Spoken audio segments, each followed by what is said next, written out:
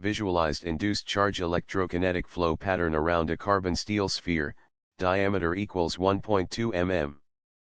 Induced charge electrokinetics in physics are the electrically driven fluid flow and particle motion in a liquid electrolyte.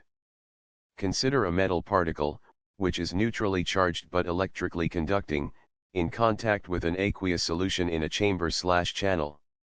If different voltages apply to the end of this chamber/channel, electric field will generate in this chamber/channel. This applied electric field passes through this metal particle and causes the free charges inside the particle migrate under the skin of particle.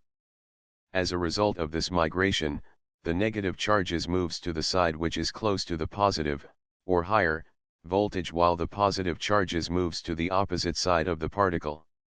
These charges under the skin of conducting particle attract the counter ions of the aqueous solution, thus, the electric double layer, EDL, forms around the particle.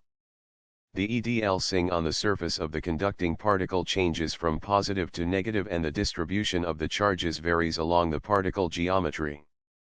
Thus, the induced zeta potential around the particle, and consequently slip velocity on the surface of the particle, vary as a function of local electric field.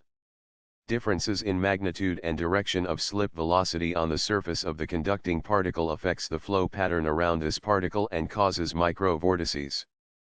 Yasemin Dagai and Dongqing Li, for the first time, experimentally illustrated these induced vortices around a 1.2 mm diameter carbon steel sphere under the 40 V/cm direct current, DC, external electric field. Electrokinetics here refers to a branch of science related to the motion and reaction of charged particles to the applied electric field and its effects on its environment.